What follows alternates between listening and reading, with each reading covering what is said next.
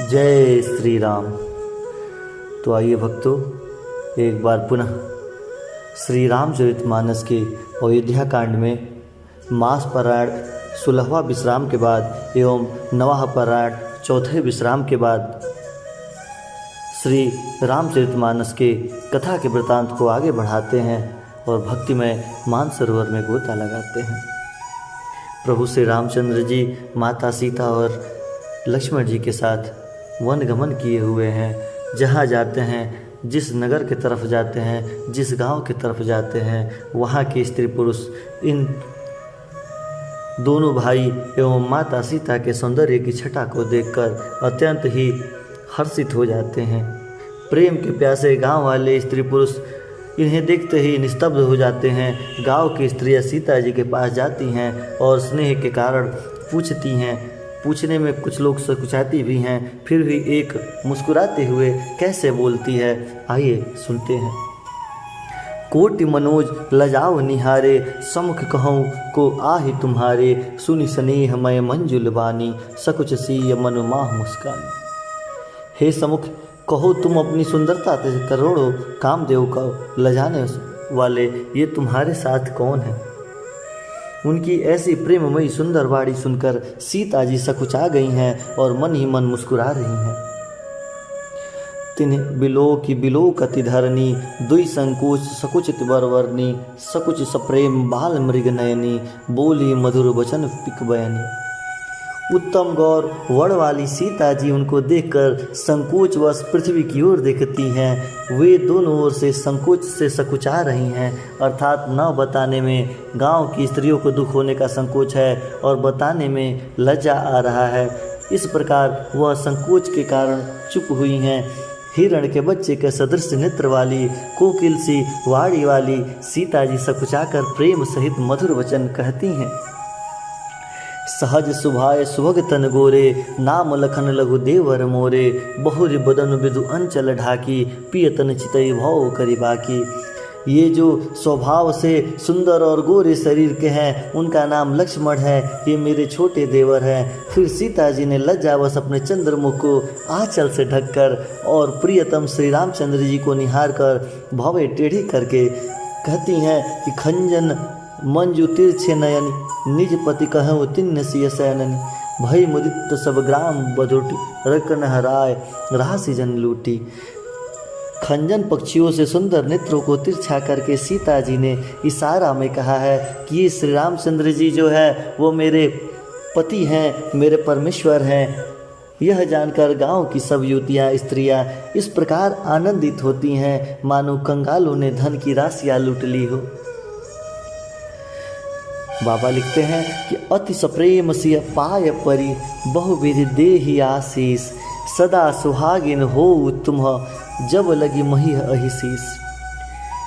वे अत्यंत प्रेम से सीता जी के पैरों को पड़कर बहुत प्रकार से आशीर्वाद देती हैं, शुभ कामना करती हैं कि जब तक शेष जी सिर पर पृथ्वी को लेकर रहेंगे तब तक तुम सदा सुहागिन बनी रहना। पार्वती सम पति प्रिय होहु, देवी न हम पर छाड़ छोहु, पुनि पुनि विनय करिय कर जोरी, जो एहि मारय फिरह बहोरी। और पार्वती जी के समान अपने पति की प्यारी हो जाओ। हे देवी, हम पर कृपा न छोड़ना, हम पर कृपा बनाए रखना। ऐसा कहते हुए बार बार हाथ जोड़कर सभी गांव की स्त्रियां विनती करती हैं और फिर रास्ते से लौटने लगती हैं। दर्शनु देव जाने निज दासी, लख सिय सब प्रेम प्यासी, मधुर वचन कही कही परितोषी, जन कुमुद कौमुदी पोसी। एक कहती है कि हमें दासी जानकर दर्शन देती रहना। सीता जी ने उन सब को प्रेम की प्यासी देखा और मधुर वचन कह कर कर उनको भली भांति संतोष किया है, मानो चांदी ने कुमुदनियों को खिलाकर पुष्ट कर दिया हो। जिस प्रकार चांदनी कुमुदियों को खिलाकर पुष्ट करता है, उसी प्रकार माता सीता सभी गांव की स्त्रियों को संतोषजनक बातें कह करके समझाती हैं। तब ही लखन रघुबर रुख जानी, पूछे मृग लोगन ही मृदबानी। सुनत नारी नर भय दुखारी, पुलकित गात बिलोचन बारी। उसी समय श्री रामचंद्र जी का रुख जानकर लक्ष्मण जी ने कोमलवाड़ी से लोगों से रास्ता पूछा है। यह सुनते ही स्त्री पुरुष दुखी हो जाते हैं। उनके शरीर पुलकित हो गए थे और नेत्रों में वियोग की संभावना से प्रेम का जल भर जाता है। मिटा मोद मन भय मलिने, विधि दिन लेत जनु छीने। समुझ करम गति धीरज किन्हा, सोधि सुगम मगु तिन्ह कह दिन्हा। उनका आनंद मिट गया है, ऐसे उदास हो गए हैं मानो विधाता उनकी संपत्ति छीन लिए हो। कर्म की गति समझकर उन्होंने धैर्य धारण किया और अच्छी तरह निर्णय करके सुगम रास्ता बता दिया है। गांव वाले दुखी मन से रास्ता बताते हैं। भैया लक्ष्मण रास्ता के बारे में संपूर्ण जानकारी लेते हैं। बाबा आगे लिखते हैं कि लखन जान की सहित तब, गौन किन्ह रघुनाथ। फेरे सब प्रिय वचन कही, लिए लाई मन साथ।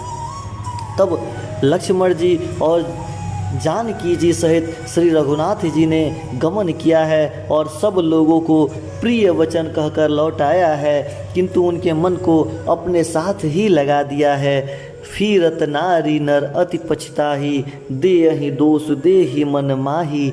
सहित विषाद परस्पर कहहीं, विधि करतब उल्टे सब अहि। लौटते हुए स्त्री पुरुष बहुत ही पछता रहे हैं, मन ही मन देव के दोष देते हैं, परस्पर बड़े ही विषाद के साथ कहते हैं कि विधाता के सभी काम उल्टे ही होते हैं।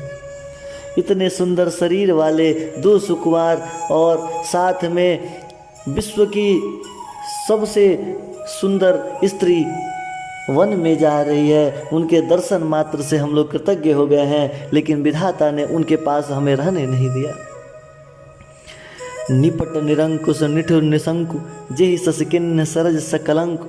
रूख कल्प तरु सागर खारा, तेहि पठय वन राजकुमारा। वह विधाता बिल्कुल निरंकुश, स्वतंत्र, निर्दयी, निडर और इस प्रकार है जिसने चंद्रमा को रोगी अर्थात घटने बढ़ने वाला वह कलंकी बना दिया है।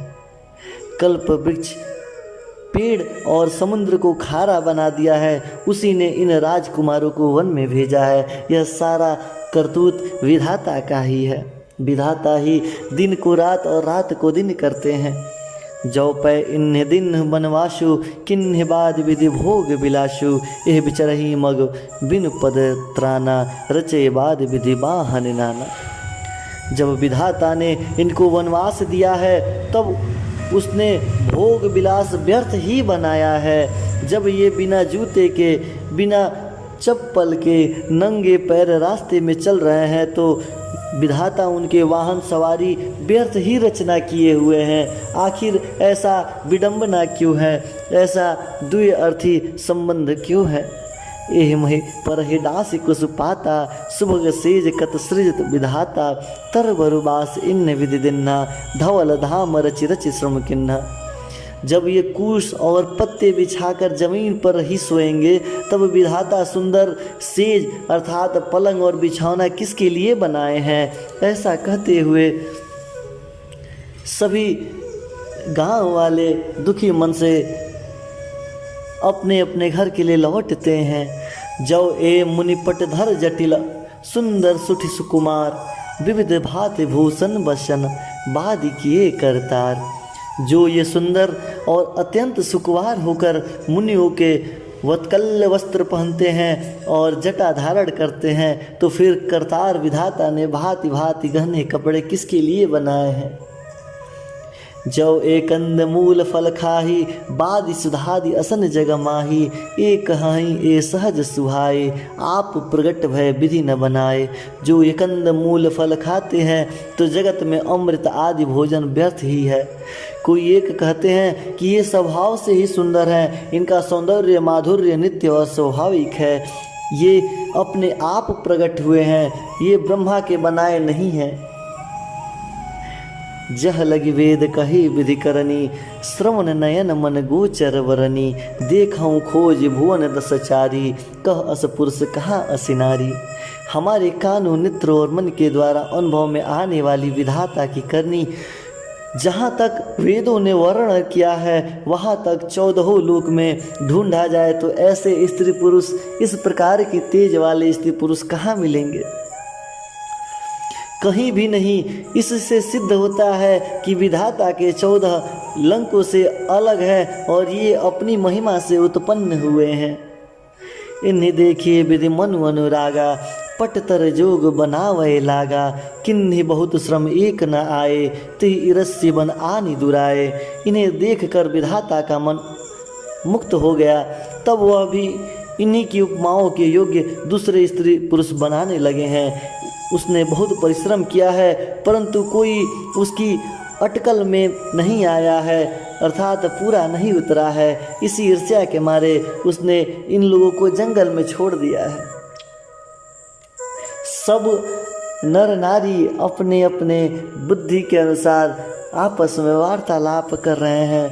सब लोग किसी न किसी बात के माध्यम से विधाता को ही कोसते हैं कि आखिर क्यों ऐसा हुआ कि ऐसे 2 सुकुमार जो कि अखिल विश्व के सबसे ज़्यादा तेज वाले हैं, साथ ही साथ विश्व की सबसे सुंदरतम स्त्री इनके साथ है और ये सुकुमार वन में भटक रहे हैं। ये विधाता की कैसी लीला है। इन्हें देखिए विधि मनु अनुरागा, पटतर जोग बनावे लागा, किन्नी बहुत सम एक न आए, तिहि ईर्ष्या बनी आन दुराए। विधाता ने यह बहुत गलत किया है। हमें लगता है कि ये अपने आप उत्पन्न हुए हैं और इनकी उपमा के लिए ही, इनको देखकर ही विधाता ने स्त्री पुरुष की रचना की है, किंतु स्त्री पुरुष इनके जैसे नहीं बन पाए हैं। इसलिए विधाता ने एक छल करते हुए इन्हें ही वन में छिपा दिया है। एक कहीं हम बहुत न जानहीं, आप हुई परम धन्य कर मानहीं, ते पुण्य पुण्य पुंज हम लेखे, जे दे वही देखे जिन देखे। कोई एक कहते हैं कि हम बहुत नहीं जानते हैं, हाँ, पर अपने को परम धन्य अवश्य मानते हैं जो इनके दर्शन आज हो गए हैं। और हमारी समझ में वे भी बड़े पुण्यवान हैं जिन्होंने इनको देखा है, जो देख रहे हैं, जो देखेंगे या इनके बारे में सुनेंगे। बाबा आगे लिखते हैं कि एह विधि कही कही वचन प्रिय, ले ही नयन भरी नीर, किमी चलहि मारग अगम सुठ सुकुमार शरीर। इस प्रकार प्रिय वचन कह करके सबके नेत्रों में प्रेम अश्रु का जल भर गया है और सब कहते हैं कि ये अत्यंत सुकुमार शरीर वाले दुर्गम कठिन मार्ग कैसे जाएंगे। नारी स्नेह विकल बस होही, चकई साज सम जन सोही, मृदु पद कमल कठिन मगुजानी, गहबर हृदय कहीं बरबानी। स्त्रियां स्नेहवश विकल हो जाती हैं, मानो संध्या के समय चकवी भावी वियोग की पीड़ा से दुखी हो रही हो। इनके चरण कमलों को कोमल तथा मार्ग को कठोर जानकर उनके हृदय में अत्यंत ही व्यथित उत्पन्न होता है और स्त्रियां अपनी वाणी में कहती हैं कि परसत मृदल चरण अरुणारे, सकुचित महिज में हृदय हमारे, जो जगदीश इन्हें बहुदिन्ना, कसना सुमन मैं मारू किन्ना।